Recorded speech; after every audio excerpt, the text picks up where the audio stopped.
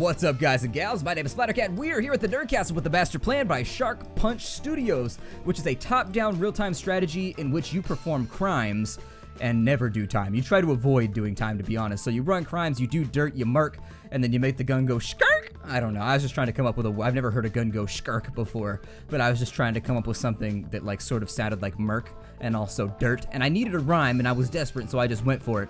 The Masterplan, if I had to describe it to you, is kind of like a mixture of Door Kickers and Payday. It's a real-time strategy game in which you kind of command people around, and also you can slow down the action to plan things. And so if that description right there, if that synopsis has you feeling frisky, or if it's got you standing at attention, I think that this will probably be the game for you. Now, there are some things to note. The game appears to like randomly not save, and so for me right now, the game doesn't save. Whenever I close it down, it just starts a new game whenever I turn it back around. However, as long as you stay in the game, it does appear to keep your game open. Even if you come back to the main menu, it says that you can continue. I don't know if that's by default right now or whatever. That may be just kind of the nature of the game being in alpha development right now. The full game is obviously not implemented. Right now what you're getting is just a taste of the gameplay, so be aware it is in a very early alpha state, but there are playable missions, and from what I've seen so far, the game is very much smooth like peanut butter. And so I haven't seen a whole lot of problems with the game so far, just based on the brief glimpse that the developers have given us. It seems like a really cool game to support, so if you're into crime games, this is one you're going to want to be keeping an eye on. Let's go ahead and click new game, because I don't think anybody is interested in me sitting here talking while 70s music plays in the background. Instead, you want to see the action. You want to see me get in there with Joey and pistol whip fools like a mook. And so our objective in the first mission is the getaway van heist. Our objective, should you choose to accept it, is to find your buddy Gregory, steal the van with Gregory, and then watch out for the van's owners. And so we've got civilians on scene, and so this is like a floral print shirt of Gregory punching +12. And so we want to watch out for this guy. He may be called a civilian, like the word civil might be in his name, but he is definitely not civil. He will go upside that head if you give him an opportunity. The goal is to steal the van, because obviously you can't do heists without a getaway vehicle, and so it's got tinted windows, it's got like a creepy pedo van paint job going on, it's got everything that an aspiring criminal needs in order to be mobile. And so let's get going. This is how the game looks. This is Joey, and he is our first goon. And so we can command him. We can left click on Joey, and then we can right click on a location. He will walk there. We can also make him punch stuff. It'll tell you how much money he has. This little green bar at the bottom is how much health he has remaining. This little number right here allows you to press the number key on your keyboard to select him. Over here we got Gregory, so you can press the 2 key. I'm going to swap out of my Mafia-esque character right now. It appears as though Joey's not the smartest customer. He's wearing shades in the middle of the night. That seems like a great way to increase your chances of stubbing your toe on an object or perhaps a large rock. Let's go ahead and step on over here. We're going to pick up the rusty pistol and also the ammunition by right-clicking on it. Now, with Joey, we can press the R key and he'll pull out a gun. Anything that's inside this radius will be effectively held up, quote-unquote, which means that they are converted to our team for a little bit. They'll put their hands up in the air and they will follow our commands. Gregory does not have a weapon, so he's going to be doing muscle work for us for the remainder of the run. I'm going to have him go over here and punch down this box because the tutorial wants you to shoot the box. I want to save the ammo because it transfers in between missions, and so I prefer to keep all my ammo on my side. We can also press the WASD keys to move the camera around just in case you wanted to get a better view of things. We're going to have Gregory come through. Oh, he's got to punch the window down. And so his mission was crystal clear. He had to destroy the glass. And so there it is. He made a breakthrough on his mission objectives, and so now we will place him over here. Also pick up the $100 because that's a lot of money. A few more of those and we can buy ourselves something nice. A Steam card to buy more games. So I'm going to have Joey come down here and he's going to hold up this character.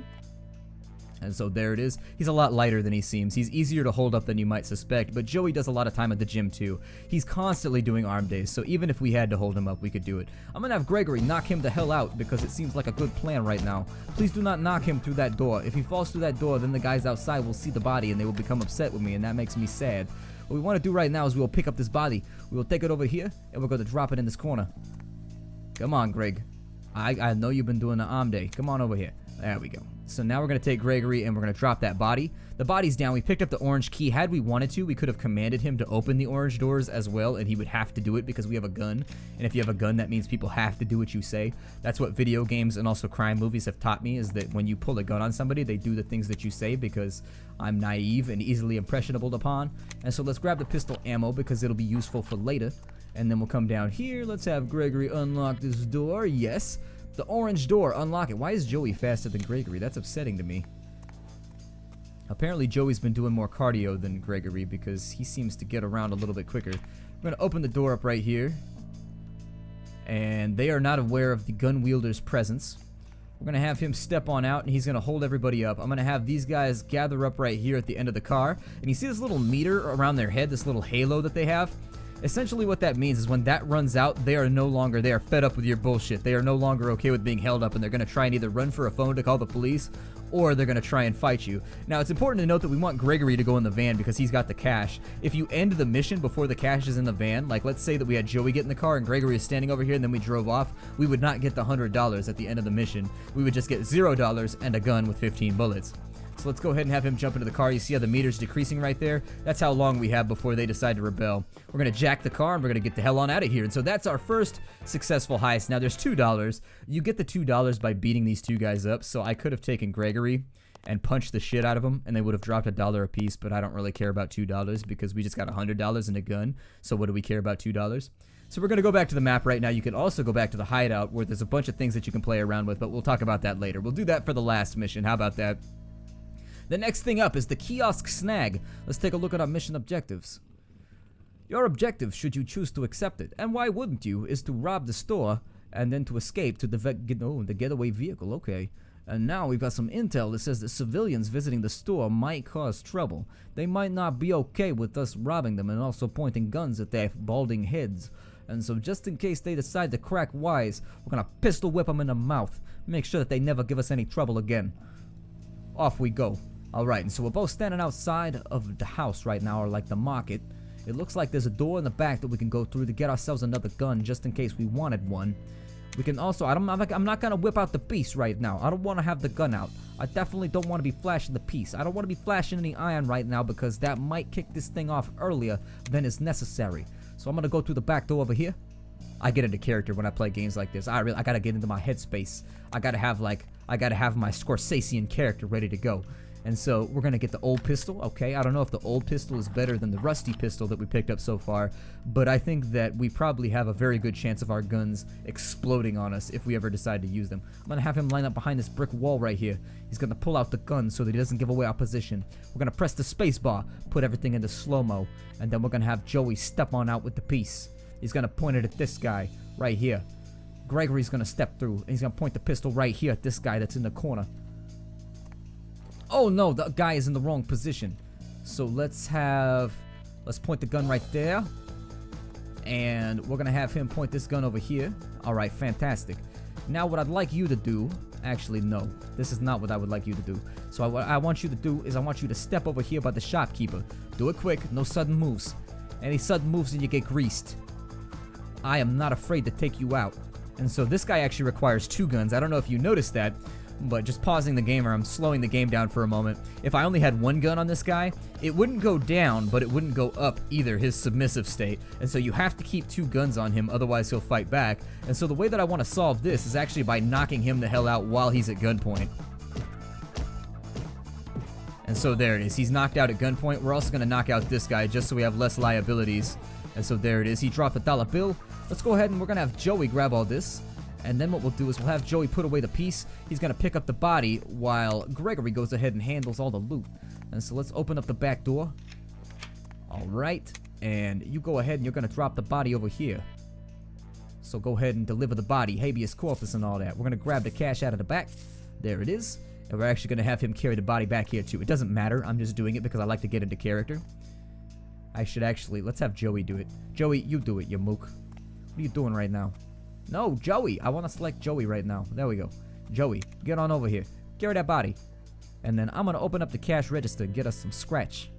Okay, drop that body in the back room and then we'll lock him in. This might turn into a long-term, like, starvation murder type deal. But I'd rather be safe than sorry. I ain't dying for these idiots. Let's go ahead, capiche? Oh, hello. Looks like there's a guy coming in, so let's go ahead and lock the back door. And there it is. And so the door has been put back into motion. Or put back to where it goes. He's coming into the store. We're going to pull the gun on him. And we're going to point it at him. He's going to say, please don't shoot me.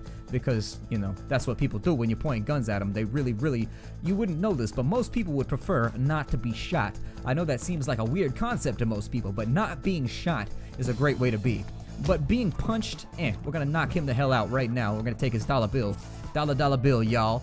to quote the Wu-Tang Clan, or get the cream, get the money, and all that. And then we're gonna jump back into the car. We got the money, we got everything we need. Let's get the hell out of here. Joey, keep the car held down. We gotta point the gun at the car. It gets unruly if we don't point the gun at it every now and again. We're gonna drive the hell away.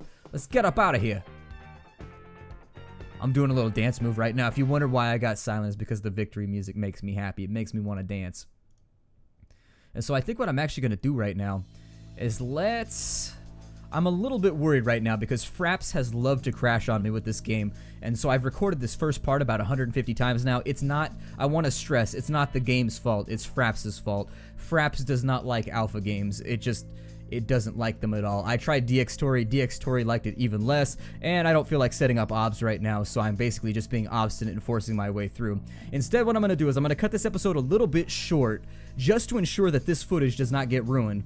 And we're just going to cut this into little like 15-minute pieces just to make sure that I can get the recordings done. So, my name is Splattercat. Thank you for joining me here in the Nerd Castle for what is our first look at the master plan. I look forward to seeing you all in the second episode where we'll probably do the mini mart and the jewelry store. And from there, I think this is all that's available in the game right now. But if we get more missions after that, I have no problem playing them with all of you. I really do like the game. I am super excited about this game with how it's designed right now. It's basically a reverse door kickers. You're the bad guys instead of the cops. And so I look forward to playing it through with the Nerd Castle in tow. Thank you for joining me. My name is Splattercat. I look forward to seeing you in the next episode. Take care, everybody. And, as always, hi diddly doodly.